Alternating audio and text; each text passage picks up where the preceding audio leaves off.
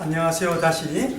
그러면 오늘은 10번째 시간으로 오늘 하게 되면 앞으로 3번 더 남았습니다. 그래서 이 긴 어떻게 보면 더 짧은 한 학기가 이제 아주 후반부로 들어가게 되겠습니다. 그래서 지난주에 제가 이 진도 위주로 많이 해가지고 여러분들 질문하고 이런 걸 못했기 때문에 오늘 지난주 내용을 잠깐 간단하게 리뷰하고 그렇게 넘어가겠습니다.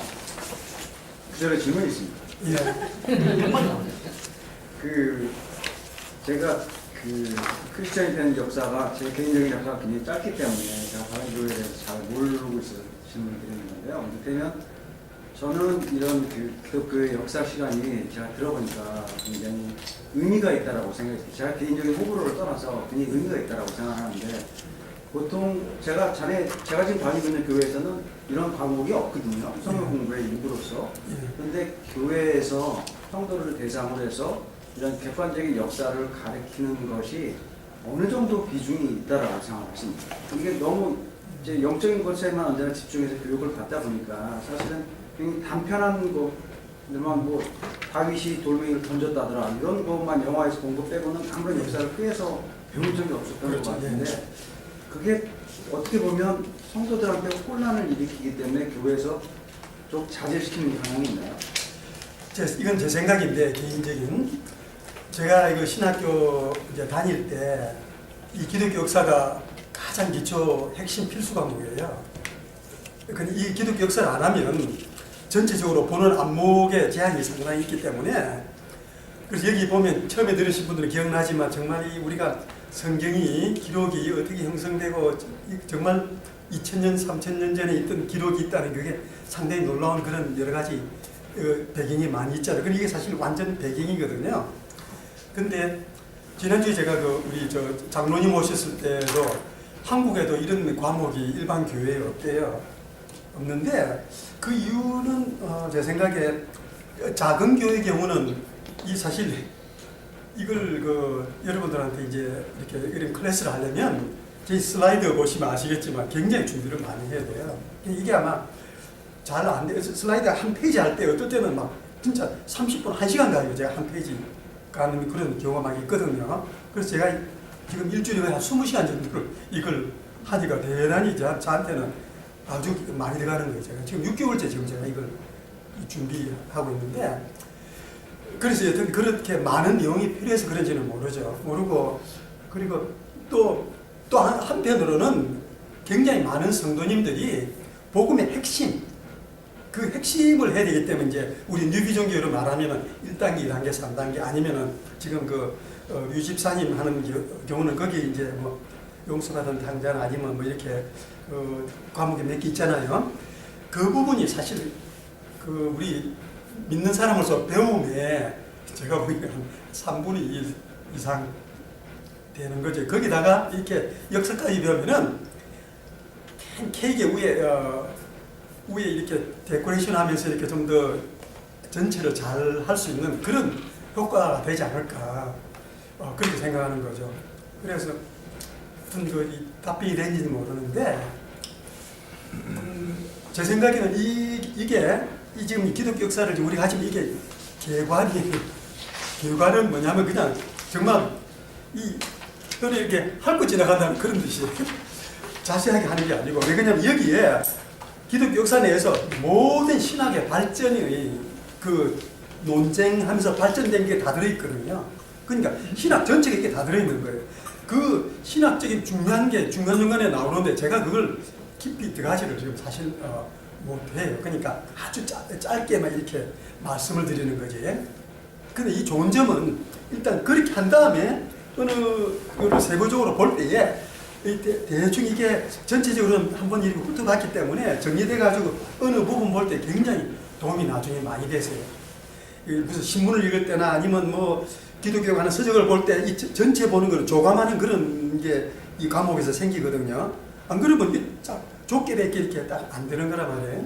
그래서 그런 면에 상당히 도움이 되고 여기서 더 개개인이 이제 앞으로 좀 더 알고 싶을 때 이 서치하는 데 해서 책을 볼 때에 이게 굉장히 자기한테 참고가 많이 돼요.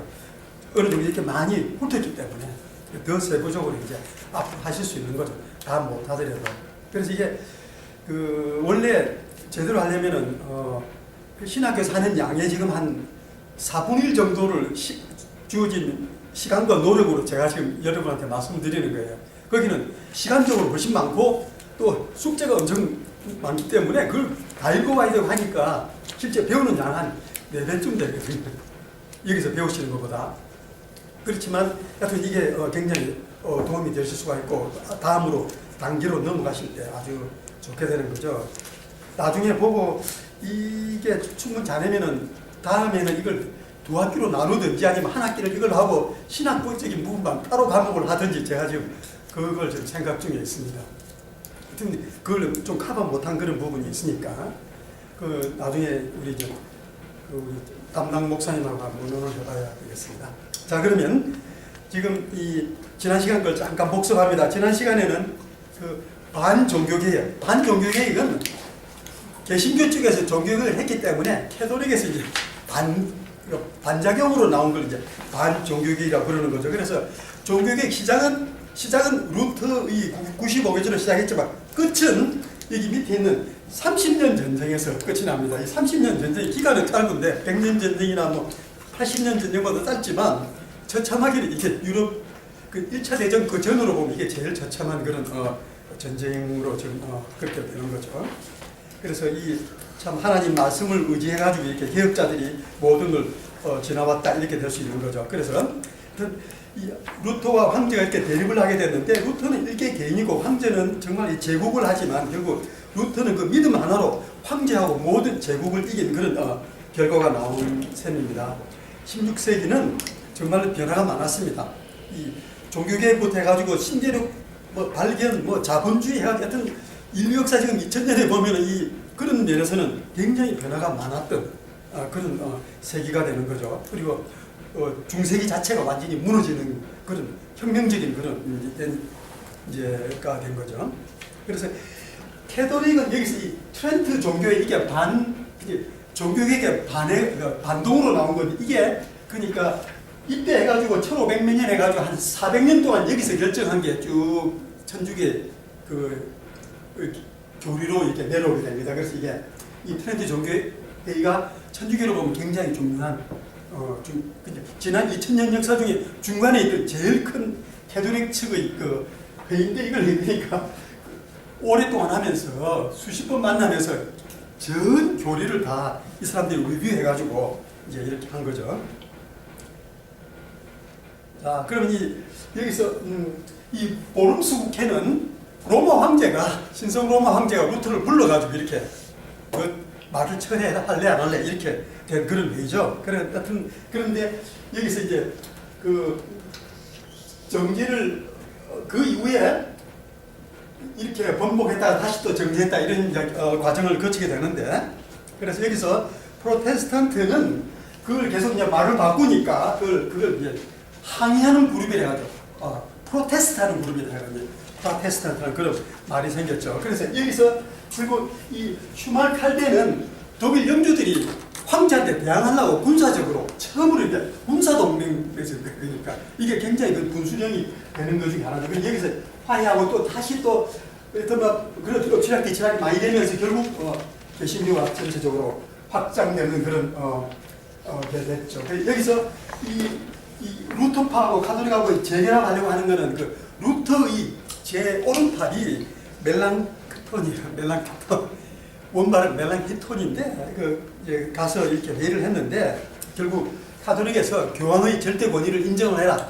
거기에 뭐 양보할 수가 도저히 없으니까 그게 아주 핵심 그거로 다른 거는 많이 이게 서로 양보나 이게 절충을 하려고 했는데 이제 안 되니까 이제 그 중요한 몇 가지가 안 되니까 이렇게 됐습니다. 여기서 슈말칼데는 이거는 지난주에 없던 슬라이드는 제가 집어넣었습니다. 이게 루터고 이게 영주입니다. 그러니까 이 독일은 자체가 종교개혁이 이 영주하고 루터 개혁파하고 이렇게 하나가 돼가지고 하는 그런 게 된 거죠.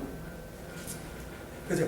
그 다음에 여기서 그러니까 이제 그 군사적으로 대체하다가 이제 아우스부르크에서 이제 개신교 천주교 이렇게 화해를 해가지고 종교 자유를 최초로 인정한다 이렇게 했지만 그 이후에도 계속 문제가 생깁니다. 이때 발표를 했지만 그게 이제 여기서 보면 일시적인 그런 봉합밖에 안 된 거죠. 그러면서 여기서는 군주들이 그 영주들이 종교를 정하면 그 밑에 있는 국민들은 다 그대로 무조건 따라야 되니까 독일 내에 7지역이 있는데 7지역이 다 서로 종교가 좀 색깔이 다르게 이렇게 될 수가 있는 그런 상황이 됐습니다.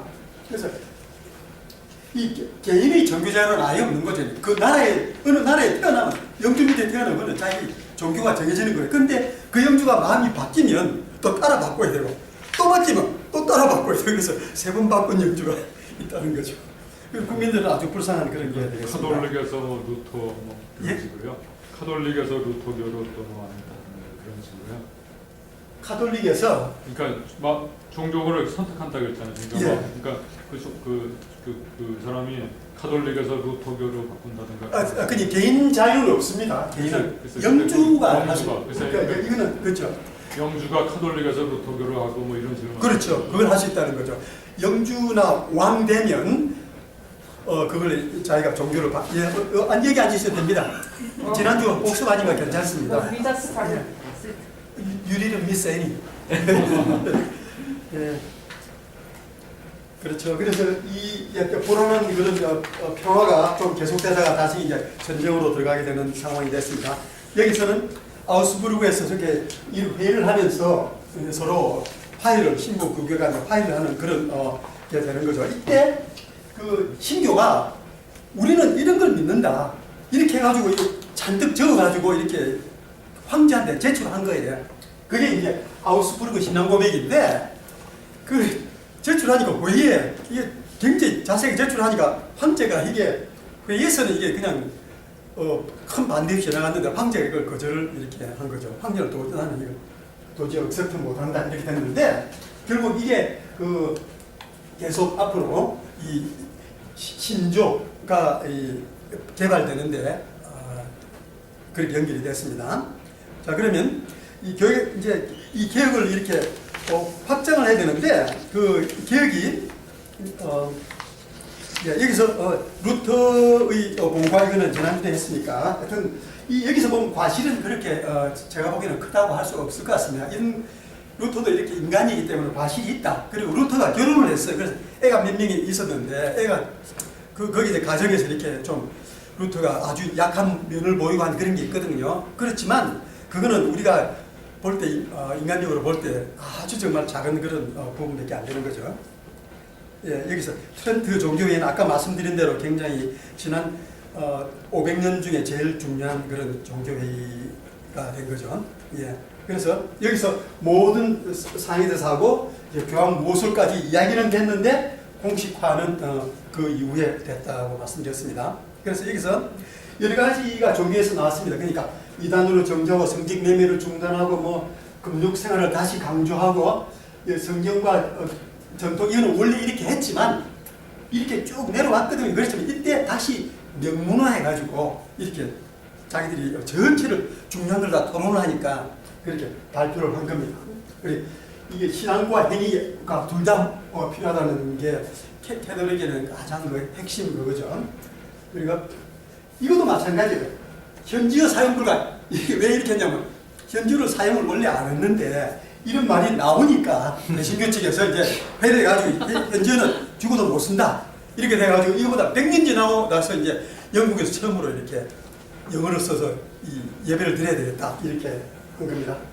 그러니까 이 라틴어 아는 사람도 얼마 안 되고 어떤 그 아주 소수죠. 그리고 지금 생각해 보시면 이 성당이 있는데 이 당시에는 성당이 예를 들어 북가주 말하면 성당이 북가주에 하나 있는 정도예요. 그러니까 거기서 뭐 10리, 20리, 30리 떨어진 천민들이 어떻게 미사 예배 드리러 가겠어요? 갈 수가 없는 거 아니에요. 교통수단이 없으니까. 그러니까 이 성당이 있는 그 주변에 있는 귀족의 일부하고 그런 위주로만 이렇게 되니까 거의 나머지 많은 주민들은 그러니까 뭐 한 달에 한 번이나 이렇게 가서 성당 구경하러 가가지고 이렇게 그림 이렇게 그런 거 보고 뭐 오든지 하여튼 그 지금처럼 우리가 그 예배를 자유롭게 할 수 있는 그런 환경이 못 된 거죠. 예. 그래서 이 이제 신구교가 이렇게 분리됐는데 참 이때 사람들은 다 그 국민들이 어떻게 우리가 이 하나로 이렇게 살 수 있을까?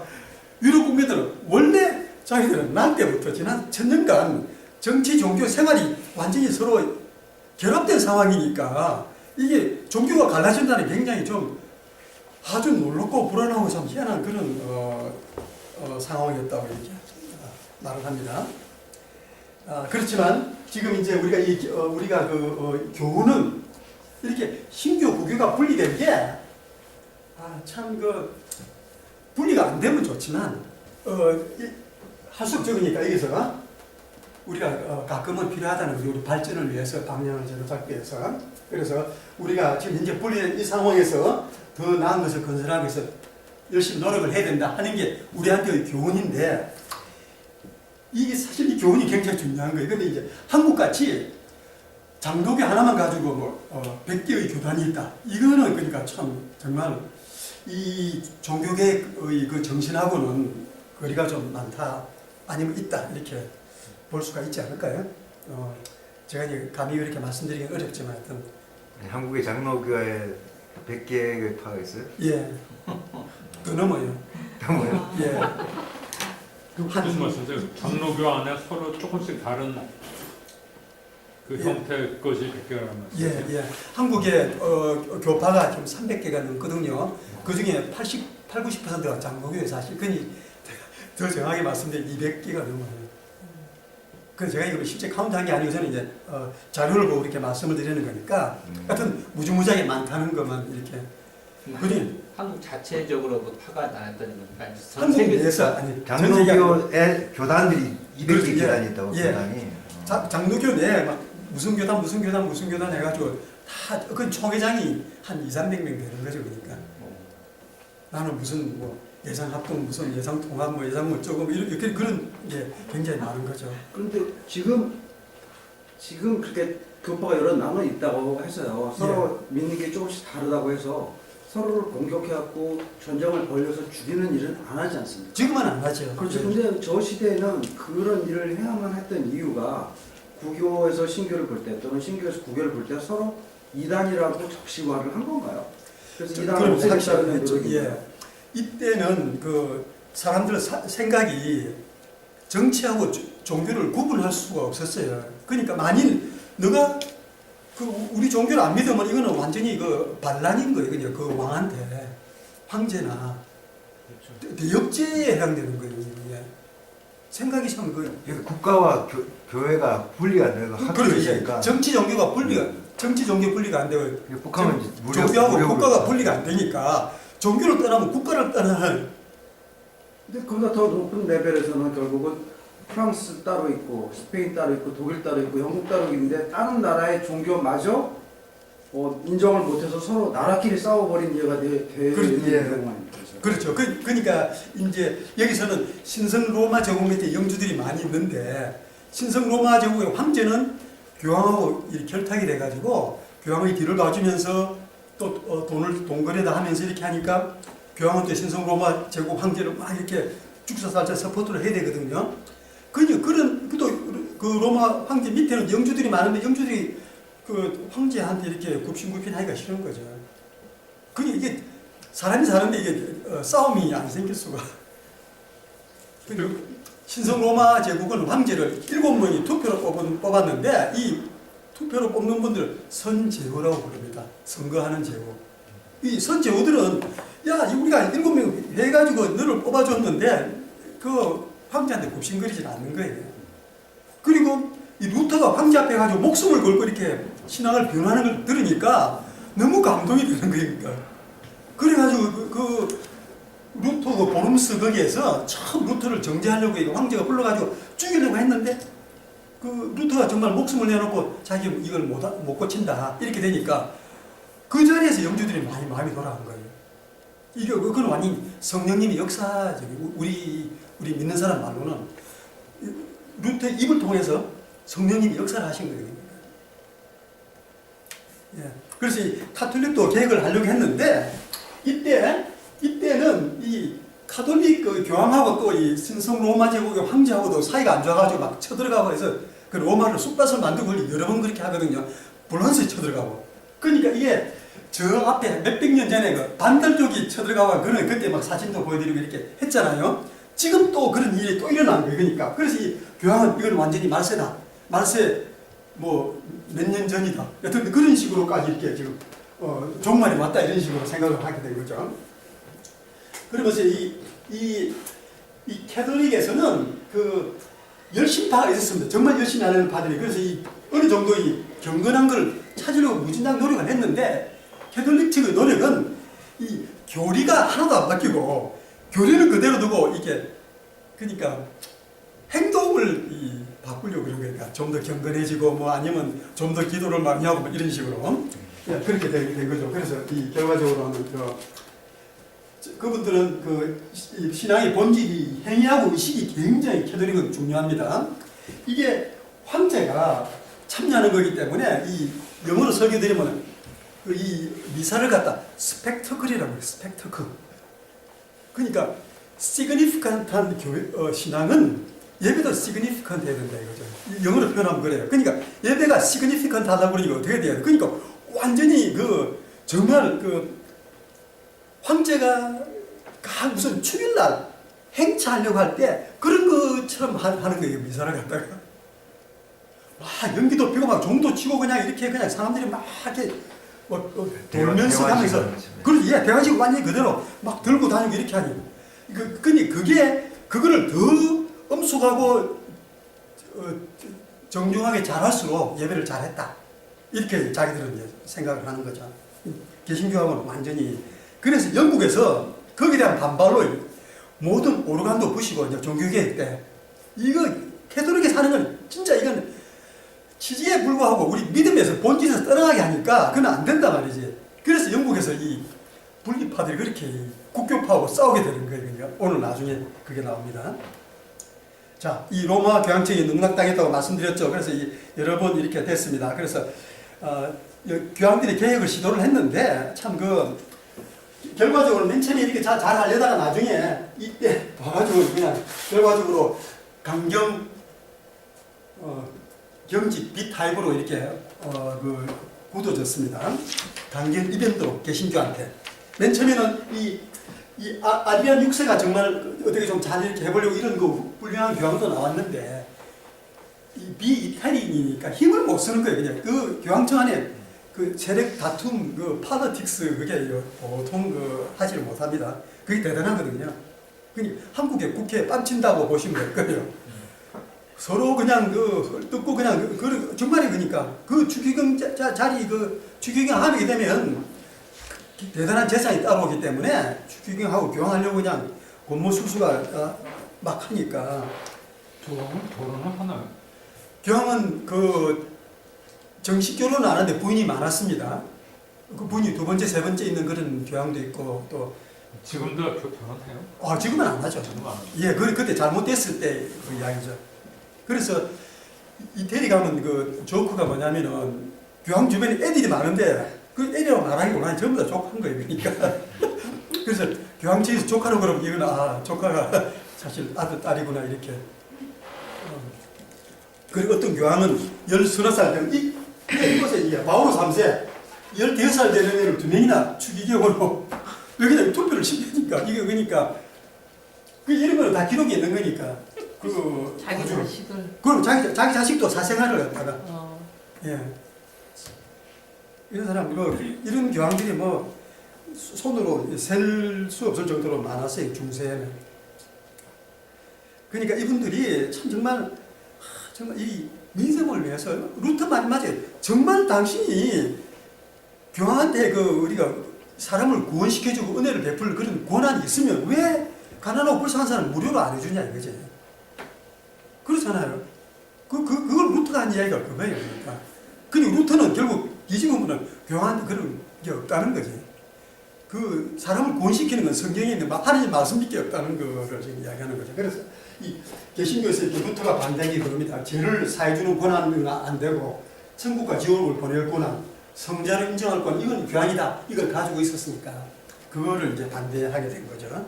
그러니까 이 카톨릭에서 이거를 하지 않는 한 이게 도저히 남아있을 이유가 없다. 이렇게 이제 된 거죠. 자, 그러나 이 수도원 캐톨릭에서는 수도원 중심으로 개혁이 참 잘 됐습니다. 그래서 처음에 한 10년은 이렇게 외형적인 게 막 오다가 나중에 또 탁발 수도사, 참 이런 분들은 정말 훌륭한 분이죠. 왜냐면 재산 안 가지고 모든 재산 다 나눠주고 고행하면서 이렇게 어떻게 자기 믿음을 이루어보려고 하지만, 근데 이분들은 그게 캐톨릭의 그 시스템 의식 그 교리 밑에서 자기가 구원을 받으려니까 이 탁발 수도하는 그 구걸하면서 하는 그런 식으로밖에 이제 나가지 않는 거죠. 탁발이 구걸이라고 하셨어요? 똑같습니다. 탁발이 이게 구걸이라고. 똑똑똑 두드리면서 이렇게 뭐 한다는 그런. 머리를 감는 거 아니고요? 그것도 머리도 깎죠. 예. 머리도 깎고 그게 다 같이 되는 거죠. 예. 머리도 그러니까 예.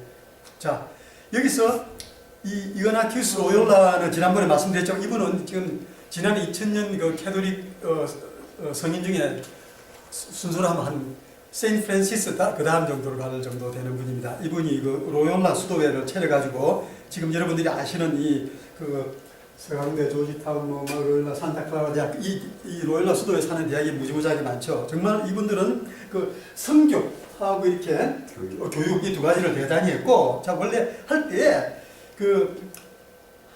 하여튼 그 룰이 그 여러 가지인데 그 중에 하나가 성교를 위해서 교회가 명령하면 즉시 따라 순종한다. 그게 룰입니다. 그래서 아주 대단한 그런 분이 있었죠. 예. 이게 그 일반 수도승들의 세 가지 자기들이 서원하는 겁니다. 이게 자기가 그 수도승 될 때 내가 청빈하고 정결하고 그리고 윗사람 명령에 절대적으로 순종하고, 그렇지만 다음에 하나 더 추가해가지고 성교에는 절대적으로 충성하겠다 이렇게 한 거죠. 정말 이분들은 정말 훌륭한 분들입니다. 우리하고 교리만 좀 다를지 모르지만. 그래서 이게 그러니까 이 로욜라 정신이 카톨릭 전체의 정신적인 지주가 됐다는 거예요. 지금까지. 그리고 이제 개신교에서는 칼뱅의 정신이 이 지주가 됐듯이 그렇게 정도 비교될 정도로 이분은 아주 훌륭한 분이라는 거죠. 이 수도보 압력 이것만 해도 그 당시로는 굉장히 참 발달된 그런 사고 방식을 가지고 있는, 정말 이게 자기들 몸과 마음을 헌신을 해가지고 이렇게 섬김의 자리로 가려고 하는 그런 훌륭한 분들이었습니다. 자, 역종교개혁은 이렇게 스페인에서는 무지무지하게 참 됐죠. 이사벨라 여왕이 이 종교적으로는 이 정말 로마의 칼 망치 이렇게 하면서 그냥 핍박을 많이 했지만 스페인 자체로는 가장 훌륭한 왕입니다. 왜냐하면 이 이사벨라 때 무슬림들 다 쫓아내고 이 신대륙도 발견하고 하면서 하여튼 그 스페인 자체가 나라로 확 서면서 세계 최강국으로 됐기 때문에, 여기서 최강국이었다가 그 나중에 영국의 엘리자베스 시대에 1세 시대에 영국 해군하고 붙으면서 무적 함대가 잘못해가지고 압도적으로 우수한 해군력으로 패하면서 완전히 이제 새가 기울게 될 때까지는 여기가 제일 세계 최강국의 그런 게 된 거죠. 이사벨라 여왕이 참 그렇습니다. 예. 그리고 이제 프랑스의 개신교 운동, 예. 이걸 제가 프랑스는 나라 중에서 제일 피를 많이 흘린, 제일 아주 정말 이 종교 전쟁이 영국, 독일, 스페인 어느 나라보다 이게 제일 다툼이 많았습니다. 그래서 여기서 위그노는 그 개신교인을 프랑스 말로 이 위그노라고 부르는 거죠. 그래서 이렇게 여러 번 엎치락뒤치락 하면서 했는데 나중에 결국 이때 이 헨리 4세가 이제 칙령을 발표함으로써 이분이 개신교예요. 개신교는 굉장히 참 현명한 분이 돼가지고 개신교는 계속 프랑스는 대부분이 캐톨릭인데 왕이 개신교라고 그러니까 계속 시끄럽고 그냥 이게 나라가 안정이 안 되니까 자기가 그 나라 안정시키기 위해서 캐톨릭으로 개종하는 거죠. 그렇죠. 마음으로는 개신교인데 외부적으로 캐톨릭으로 해가지고 이렇게 참 아주 훌륭한 왕이 사실은. 그렇죠. 바나나. 예? 예? 바나나는 그렇지. 예. 바나나처럼 겉은 노랗고 안은 하얀 그런 게 됐습니다. 예. 그래서 이제 1600년부터는 아까 스페인이 최강국이었다가 다시 이제 프랑스가 스페인하고 전쟁해가지고 계속 전쟁해가지고 이제 올라서게 되는 거죠. 그래서 프랑스도 양대 강국으로 이제 최강국에 들어가게 됐습니다. 근데 이 프랑스에서는 왕이 참 정말 비열한 짓을 많이 했어요. 다 괜찮다 이러면서 그래놓고 또 이 사람들을 죽이고 이런 뭐 그런 게 이제 많이 나왔죠. 이게 바시에서 예배 드리는데 이제 학살하는 그런 장면이 캐톨릭 측에서 그래서 하여튼 여기서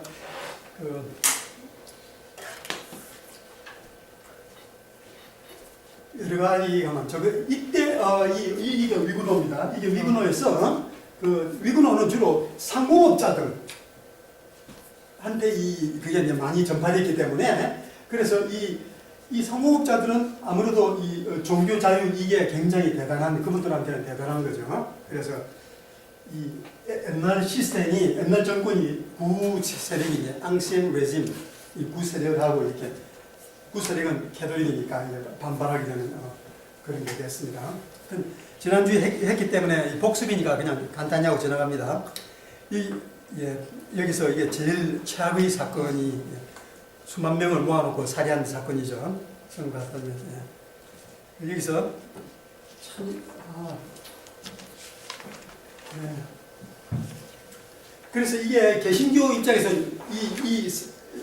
성 바톨로메 학살 때문에 전 유럽에 이 캐톨릭이 유혈과 배반하는 그런 종교다 하는 게 확 퍼지니까 이게 뭐 그 당시는 제일 쇼킹한 사건이니까 근데 이게 사실은 캐톨릭 쪽에는 더 안 좋은 그런 결과가 된 거죠. 예. 지금 전 세계적으로 우리가 캐톨릭을 여기서는 기독교 역사에서는 이런 나쁜 면이 많이 나오지만 미국도 그렇고 전 세계적으로도 캐톨릭이 개신교보다 훨씬 많습니다. 미국은 개신교가 조금 많고 그러니까 미국에서는 캐톨릭 개신교가 7천만 명인데 이 7,100만 명 그냥 almost same. 그렇지만 미국 캐톨릭은 이게 미국 자체가 청교도 그걸로 이제 된 나라니까 겉으로 많이 안 나와 있죠. 안 나와 있고 그렇지만 하여튼 캐톨릭이 많고 아까 로요라에서 보면은 대학을 그렇게 많이 했잖아요. 수십 군데 대학 전 세계적으로. 그게 캐톨릭의 참 힘을 저는 거기서 많이 느껴요. 우리 개신교가 아무리 이래도 캐톨릭의 힘이 대단한 거예요. 전 세계 반 이상이 캐톨릭이고 기독교인 중에 미국도 반 개신교가 더 많은 거예요.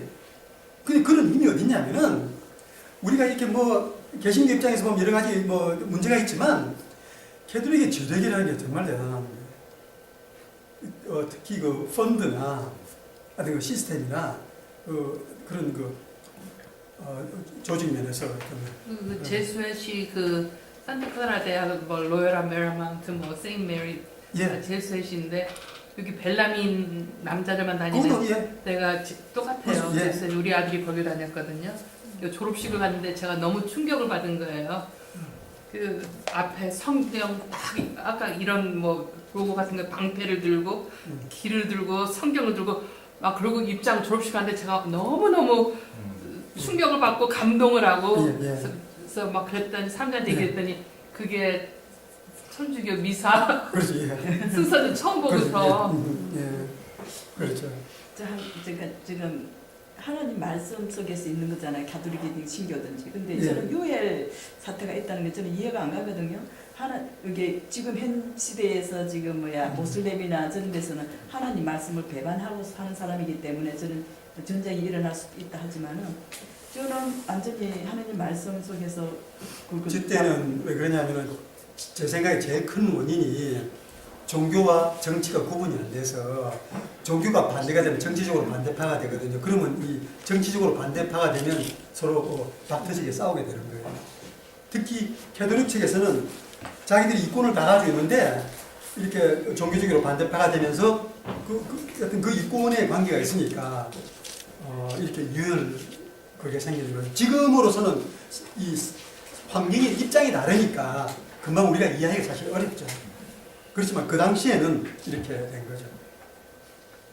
하여튼 낭트 칙령으로 이렇게 많이 이제 이 프랑스에서 이게 개신교를 인정해준 제일 처음에 왕이 인정해준 그런 겁니다. 이렇게 됐지만 이 뒤에 또 엎치락뒤치락을 몇 번 하게 됩니다. 그렇지만 이게 처음으로 이렇게 개신교를 인정해주는 그런 게 이렇게 된 거죠. 맨 처음에는 자매님 보세요. 카톨릭이 얘는 신앙을 억울한다. 그리고 밀고 하면은 재산을 빼뜨려가지고 4분의 1을 준다. 이러면 옆집에 누가 개신교로 찬송 부르더라가 밀고 하면 그 집 4분의 1이 자기게 되는 거예요. 그러니까 이게 얼마나 이런 법이 대단한 그런 거죠. 왕의 법이. 그러니까 이게 완전히 피튀는 그런 게 되는 거죠. 개신교 국가에서도 반대로 그런 게 있었을까요? 개신교 국가는 이 정도는 그렇게 안 했습니다. 예, 개신교에서는 이 정도는 그렇지 않아요. 왜냐하면 카톨릭이 항상 지배세력이었기 때문에 아주 이미 그냥 실제 전쟁이 났을 때는 전쟁을 했지만 전쟁이 안 난 상황에서는 개신교는 계속 소수 약자 입장이니까. 그러니까 말씀 위주로 하는 개신교 입장에서는 물론 안 그럴 텐데 또 예. 저쪽에 가서 보복한다는 차원에서 막. 예. 그렇죠. 근데 그 남프 측량이 개신교의 종교자를 인정하는 거면서 예. 또 이렇게 밀고 자기가 4분의 1 아닙니다. 이거를 이제 뒤집었다. 여기서 해방됐다는 거. 아 거기서 예, 여기서 해방됐다는 거. 아까 말씀하신 헨리 뭐 사생가 사세, 사람이 예. 원래 개신교였는데 자기가 카톨릭으로 그죠? 왕 되고 나서 가톨릭으로 바꾼 거죠. 그렇게 개종하면서 동시에 종교자를 한 거예요. 그러면? 그렇지, 예. 아니, 개종을 먼저 했고, 그 다음에 종교자유를 순서적으로는. 그렇지만 이 왕이 개종하기 전에, 원래 이 왕이 계속 개신교로 자랐으니까. 그러니까 개신교에서 다 알죠. 자기 개신교인이 왕이 됐으니까 얼마나 개신교인들은 아주 소수지만 마음이 참 위로가 되고 그렇게 했겠어요. 그렇지만 나중에 왕이 이제 이거를 종교자유를 인정을 해주면서 이런 거에서 개신교 탄압 법률, 이게 개신교 탄압 법률입니다. 그거를 이렇게 왕이 예. 먼저 가톨릭으로 개종하고 나서 조금 그렇죠. 있다가 예. 저 위로를 시키고 인정했다 말씀이죠. 예. 이 왕이 상당히 현명한 그런 왕이에요. 왜 왕도 이 정치적으로 잘해야 되니까. 그래서 여기서 이게 있죠. 개인이 종교적 자유를 처음으로 이게 인정한 사례입니다. 이게 전 세계 역사상. 전 세계라면 유럽 역사상. 그러니까 그 1598년이 거의 1600년이죠. 그러니까 예수님부터 처음에 1600년 동안은 개인의 종교 자유가 없었다는 거예요. 믿는 사람이 있었지만 공식적으로는 없었다는 거죠. 어느 나라도 불구하고. 아까 그런 유럽은 굉장히 신기하죠. 동양은 그런 게 없는데. 근데 아까 원래 말씀하신 게 서유럽에 순종 로마 제국이 있고 또 동쪽에 또 뭐 큰 제국이 있었다고 했잖아요. 동로마 제국이 예. 동로마 제국인가? 거기다 큰 연합된 어떤 지역 뭐가 있었잖아요. 예. 거기서도 좀 비슷한가요, 혹시? 예, 거기하고 이 동부 유럽은 그 왕이나 황제가 더 교회 수장이었습니다. 그 왕이 그 비숍이나 교황 그 주교를 총주교를 다 파이어하는 그런 게 있었으니까 마음대로 처벌하고 그러니까 더 꽉 묶어놓은 상태죠. 그러니까 더 독재적이었군요. 더 훨씬 독재적. 소련 시스템으로 보시면 돼요. 그냥 이 동구권이 그런 그 플렉시빌리티가 없는 거죠. 서부 유럽보다는. 그냥 서부 유럽은 그나마 이렇게 서로 하지만 동부 유럽 쪽에서는 뭐 아예 그걸 그렇게 하지 못한 거죠. 예. 자. 그래서 예수님이 참 이렇게 이런 거로 메시아로 오셨는데 이런 예수님이 우리가 삶을 본받는 건 없고 그냥 치고받고 싸우고 죽이는 그런 게 이제 많이 생긴 거죠. 자, 그러면 이제 다시 30년 전쟁으로 들어갑니다. 자, 이게 오늘부터 하는 건데 아까 말씀드렸듯이 이 30년 전쟁은 아주 유학입니다. 결론적으로는 끝나고 나서는 카톨릭의 영향력이 급히 감퇴됐다 이렇게 할 수 있습니다. 그리고 합스부르크도 많이 세력이 줄어버렸습니다. 합스부르크가 비엔나 가면은 거기 합스부르크 원래 본 거지. 거기 이제 신성 로마 제국이 합스부르크 아들이고 아들 딸이고 또 스페인 왕도 합스부르크의 아들이고 그리고 뭐 애를 많이 낳아가지고 전부 다 각 나라마다 다 공주 이렇게 다 결혼을 시켜놓으니까 유럽 전체는 합스부르크 그 왕가 사람들이 많이 퍼졌는데 하여튼 30년 전쟁으로 이렇게 세력이 많이 줄었습니다. 근데 이게 이 30년 전쟁 우스운 게 유럽에 있는 거의 모든 나라가 전쟁에 인바브 됐는데 그 싸움을 어디서 하면 독일에서 하는 거예요. 전부 다 독일을 끌고 와가지고 해니까 독일은 완전히 동대포 전부 다 독일이 유럽의 주강이잖아요. 전부 다 독일에서 붙으니까 독일이 완전히 이거 정말 피해가 쑥대밭이 됐습니다. 예. 그래서 이 황제가 이 신성 로마제국 당시 황제가 대단히 종교심이 많은 분이었어요. 그래서 자기가 이 종교로 정말 이 신성 로마 제국의 영광을 다시 한번 해보자. 나라도 더 확대하고 종교도 한번 다시 합치고 그런 이상으로 평생을 가지고 이렇게 스트라글 하다가 나중에 완전 실패라는 걸 알고 이렇게 이제 물러난 거죠. 자, 그래서 이 30년 전쟁의 특징은 그것 때문에 종교개혁 시대가 완전히 끝나버리는 이게 이제 종교개혁이 끝난 시대 전쟁으로 보는 거죠. 그리고 봉건주의도 쇠퇴하게 되고 국가 자본주의가 일어서고 그리고 이 화란에서 화란이 스페인에서 독립하는 거죠. 그냥 이 덴마크이 스페인의 식민지였어요. 이 베네룩스 삼국하고 덴마크가 그러니까 이 스페인이 대단히 센 나라였던 거예요. 예, 프랑스와 스페인이 이렇게 크게 되고 많은 이제 피해가 있었던 거죠. 자, 여기서 보면은 이 일본이 이렇게 전쟁한테 좀 들어가는 겁니다. 이게 중앙이 지금 독일 땅인데 오스트리아 쪽에서 들어가죠. 아까 지금 말한 동부에서 이 당시에 오토만 제국이 있었습니다. 오토만 제국이 벌써 그렇죠, 예. 이 콘스탄티노플은 벌써 함락된 그 다음이죠. 하여튼 이게 다 전쟁의 루트인데 다 여기서 하고 이거는 프랑스가 스페인하고 전쟁하고 프랑스가 또 이쪽으로 침공하고 뭐 이런 식으로. 오토만은 무슬람이죠. 그러면 예, 무슬림이죠. 예, 오토만 터크스 예, 해가지고. 폴란드 저거 이쪽은 계속 기독교고요. 그렇죠, 예. 가톨릭이고요. 캐톨릭이죠. 예. 폴란드에도 개신교 그게 더 많이 들어갔습니다. 예. 국교는 캐톨릭이겠지만 예. 개신교가 많이 들어가는 그런 상황이죠. 요거는 그림의 해설입니다. 이게 30년 전쟁의 참혹함을 이렇게 그려놓은 겁니다. 이 다의 사람들 좀 달아놓고 지금 전쟁이 밑에 군인들이 얘기했죠. 그러니까 이게 독일에는 이런 게 이게 그 당시 판화로 지금 만들어 놓은 겁니다. 네, 정말 비참하죠. 여러분 이걸 봐야 30년 전쟁 제가 100마디 하는 거야. 이거 얼마나 참혹하다는 게 딱 이 이미지에 딱 남지 않겠느냐 해서 이제 보여드리는 겁니다. 자. 예, 이건 아까 보여드린 거 다시 한번 했고요. 그러면서 이게 나온 게 웨스트 팔렌 평화조약이다. 이게 이제 그 30년 전쟁의 거기서 끝에 이렇게 이제 조약을 했는데 이 조약이 이게 보시면 사람들이 쭉 앉아 있죠. 이게 각국 대표입니다.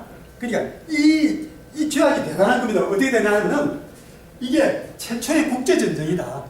이렇게 이제 디파인하는 거죠. 하지만 그리고 전쟁이 끝나고 이거는 국제법이 출발이다. 왜냐하면 거의 열몇 나라가 이렇게 조약을 하려고 그러니까 여기서 현대 국제법이 근간이 되는 게 다 나온 거예요. 그래서 그러면서 이 사람이 이 그로티우스가 국제법의 아버지다. 이 법 이론에서는 그렇게 부릅니다. 이분이 그 이론적으로 이렇게 조약하는 걸 이렇게 다 한 거죠. 그리고 또 근대 외교조약의 보시다.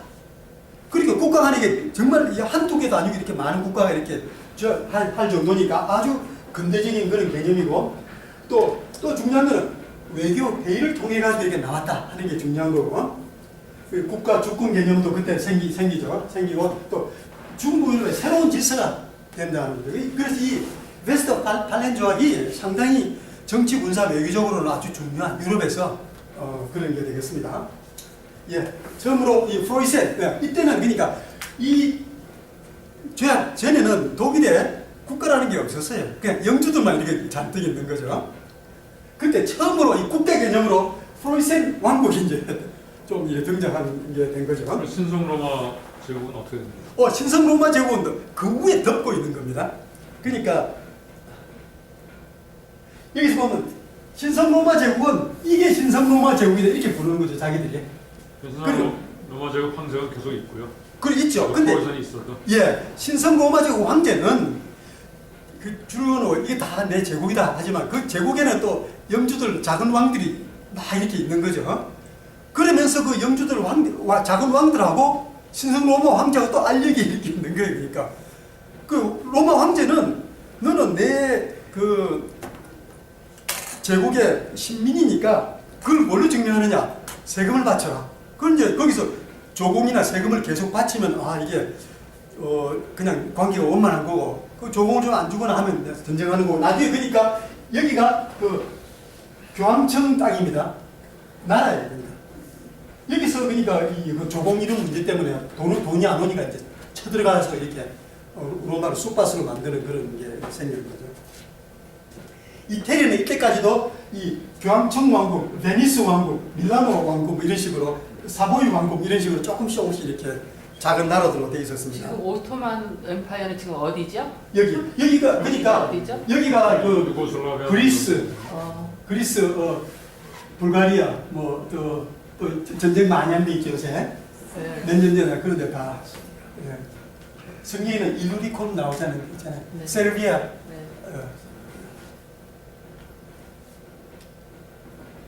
어떤 그 굉장히 중요한 그러니까 여러분들이 이렇게 설명하면 듣고 이름을 나면 이게 정말 중요하다 그러면 굉장히 그만큼 교양이 올라간 겁니다.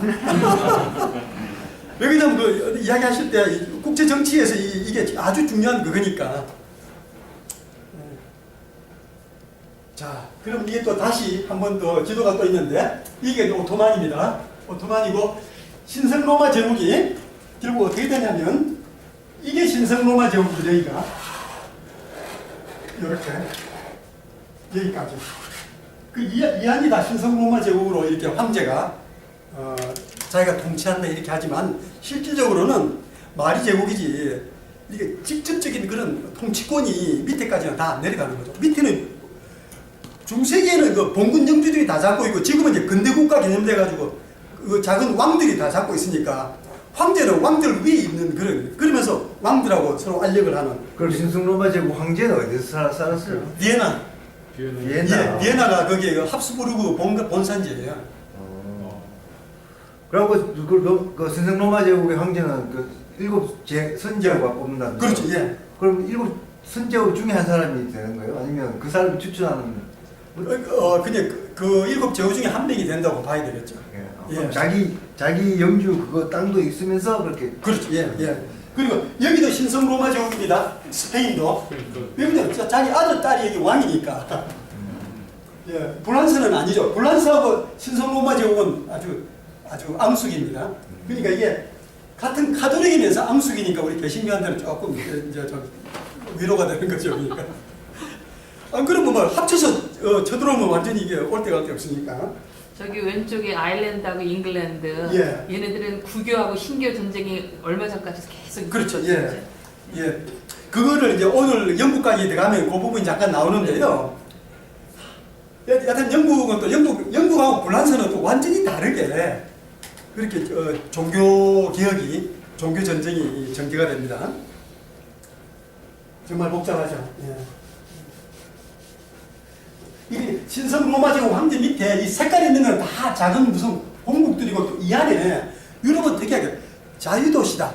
근데 이게 직할도시하고 다른 거예요. 그러니까 그런 게 또 도시가 그런 개념이 있었어요.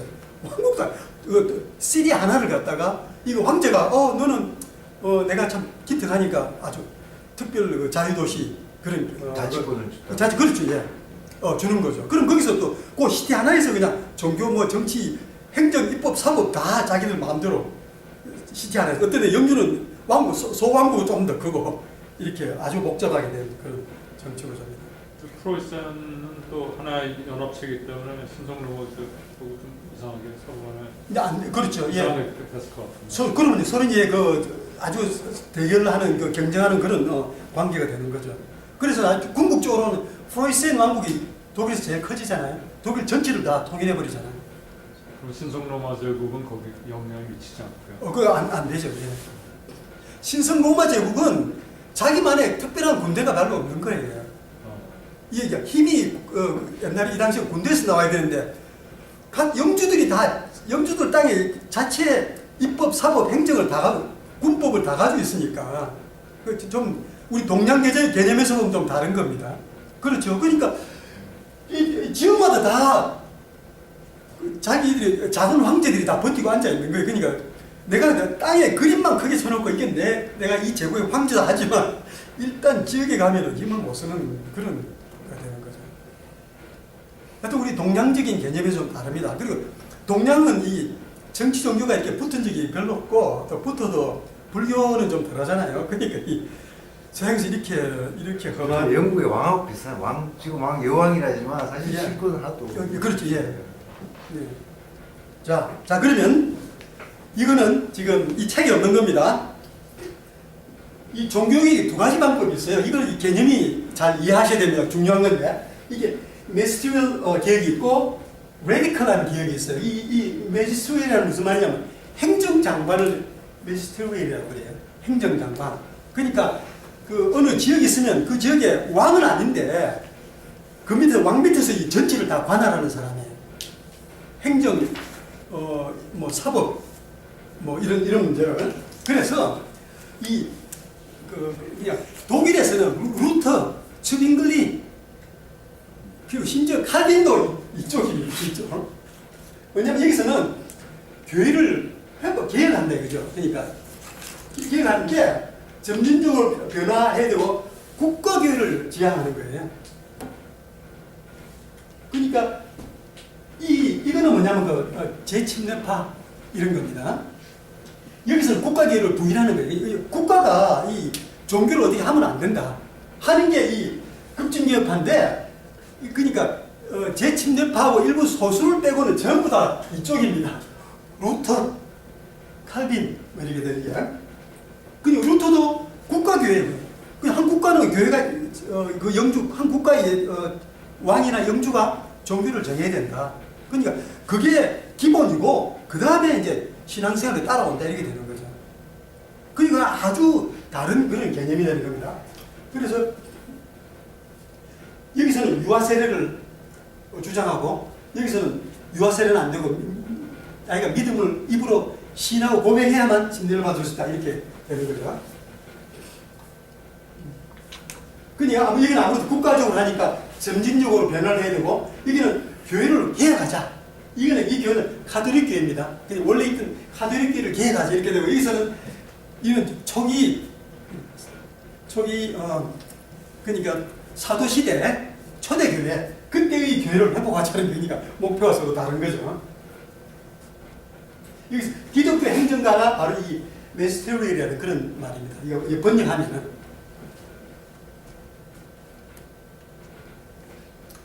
이거는 교파 나뉜 건데요. 교파는 그러니까 종교개혁은 크게 이 루터교가 있고 이 개혁교회가 있습니다. 이 개혁교회, 루터교 이게 양대 산맥입니다. 루터교, 개혁교회. 그러니까 지금 거기서 개혁교라는 게 아까 오른쪽에 있었던 걸 말씀하시는 거예요? 아니면 왼쪽 중에서 하나? 그니 요거 말해? 거기서 레디컬에 해당되는 아닙니다. 이쪽입니다. 이쪽 다. 이 레디컬은 요것만 레디컬은 아주 적습니다. 그러니까 이 부분이 지금은 요새 세상은 거의 대부분이다 이거예요.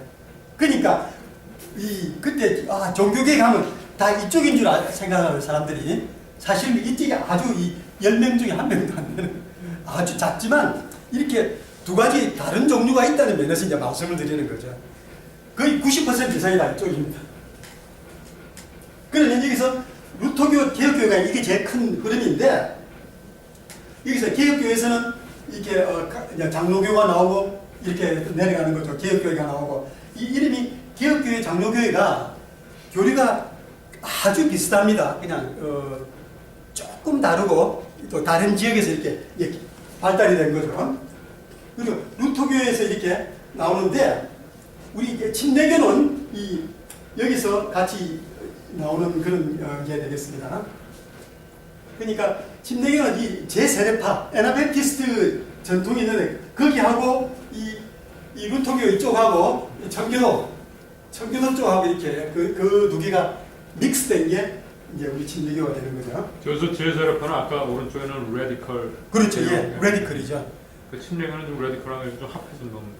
그러니까 이 침례교는 이 제세례파의 그 정신을 많이 가져왔기 때문에 믿는 사람만 믿는다고 고백하는 스님만 침례한다라든지 정치 종교의 자유, 국가와 분리, 신앙의 자유 그걸 주장하니까 침례교가 거기서 그런 침례교의 많은 전통이 제세례파에서 오게 된 거죠. 여기서 사실 이게 급진이란 이 제가 이 번역이 적당하지 못해요. 이 레디컬이라는 거는 반대편이 보고 하는 말이에요. 왜 레디컬이냐, 이게 틀려서 레디컬이 아니고 과격이라서 레디컬이 아니고 자기들이 생각하는 거하고 너무 다르다는 거죠. 반대쪽의 입장에서 목적이. 그렇지, 예. 반대쪽에서 이거 얘들을 이제 레디컬이라고 이쪽을 그렇게 이제 보는 거죠. 근데 그래서 이 재침례파가 급진 침례교다 이렇게 반영하는 거는 사실 맞질 않아요. 그래서 그 사람들은 완전히 평화주의자로 목을 밑으로도 가만히 있었거든요. 그니 목 밑으로도 가만히 있는 사람 보고 너는 급진 종교다 이렇게 말할 수가 있어요. 근데 이 급진이라는 단어가 참 반대파의 입장에서 이야기. 그렇지. 예. 반대파에서는 쟤들은 급진이다. 근데 급진은 정말 이렇게 자기를 죽이려고 잡아온 사람이 물에 빠지니까 건져주는 게 제세례파인데 그거를 우리가 급진이라고 하기가 참 곤란하죠. 비타협파죠. 비타협. 그렇죠. 그러니까 세상에 예. 그러니까 파퓰러한 것과는 다르다는 거예요. 예. 이게 참 표현하기가 좀 쉽지가 않습니다. 컴프로마이즈 하지 않는. 그렇죠. 예. 근데 이거 찍고 있어요? 지금 안 찍으셨죠? 지금 찍고 있어요? 예. 예. 그렇게 이제 좀 넘어가죠. 넘어가고 자 그러면 개신교는 이렇게 여러 가지가 있는데 개혁교회, 장로교회 이 좀 약간 다르기 때문에 이제 설명드리려고 제가 이렇게 썼습니다. 장로교회는 그 천주교에서 개신교로 넘어온 중간 단계 정도 됩니다. 왜냐하면 천주교는 교황이 모든 걸 결정하는데 장로교에서는 그건 안 된다 이거죠. 감독이 모든 걸 결정, 교황이나 감독이 모든 걸 결정하는 게 천주교잖아요. 그래 그건 안 된다. 왜냐하면 우리 믿는 사람 중에 대표를 뽑아가지고 그 사람들 장로로 세워가지고 그 장로들이 회의해가지고 그 모든 걸 결정한다. 그게니까 장로 시스템을 가려고 그니 스코틀랜드에서 이것 때문에 정말 그렇게 피를 많이 흘리면서 이렇게 싸운 거 아니에요. 그래서 장로교가 정착이 됐단 말이에요. 근데 개혁교회는 장로교회 교리는 거의 같은데 이 스위스하고 유럽에서 이렇게 이제 발달이 된 그런 게 됩니다. 여기서는 그러니까 이 요리문답 요리가 아닙니다. 요리문답. 그리고 회중교회는 우리 침례교가 회중교회에 들어갑니다. 이거는 그 회중교회는 이 회중 믿는 성도들이 한데 투표권이 있다는 거예요. 회중 전체가. 그러니까 이 장로교는 그 다른 시스템입니다. 장로교는 그 결국 최종 그게 장로들한테 그 권한이 모두 위임이 되는데, 그러니까 국회의원을 뽑아도 국회에서 투표하는 그런 셈이 되는 거죠. 회중교회는 그냥 전체가 다 국회의원이 없는 거예요. 그러니까 전체가 다 투표하는 그런 시스템이에요. 평신도. 그렇죠. 평신도가 다 투표하는 그런 게 되는 거죠. 그래서 미국은 그 청교도들이 왔기 때문에 청교도들도 다 대중교회 이렇게 전통에 따라왔습니다. 자, 그 침례교 성공회 이렇게 있죠. 이 성공회는 그 영국의 그건데 이거는 그 눈을 뜨고 보면 캐도릭하고 같고 눈을 까보면 개신교하고 같아요. 재밌는 표현이에요. 그렇지, 예. 눈 뜨고 보면 이 캐도릭하고 구분이 안 돼. 눈 감고 들으면 이 개신교 같거든. 그런 표현이 있습니다. 예, 침례교는 아시니까 넘어가죠. 자, 다음 이제 북유럽의 투쟁. 이 북유럽에서 그 이렇게 북유럽에 여러 나라가 있죠. 있는데 여기서 이제 스페인이 북유럽의 상당 부분을 식민지로 이렇게 했기 때문에 거기하고 이렇게 많은 투쟁을 하게 돼. 결과적으로는 이게 결과입니다. 결과는 네덜란드, 베네룩스 그 3국은 이제 이렇게 두 개가 섞이게 되는 경우가 되고, 스칸디나비아, 독일 그 북쪽은 다 루터교로 이렇게 됐습니다. 예. 자, 그럼 이제 넘은 것들 예, 하죠. 예, 그러면 잠시 쉬고 또 다음 계속.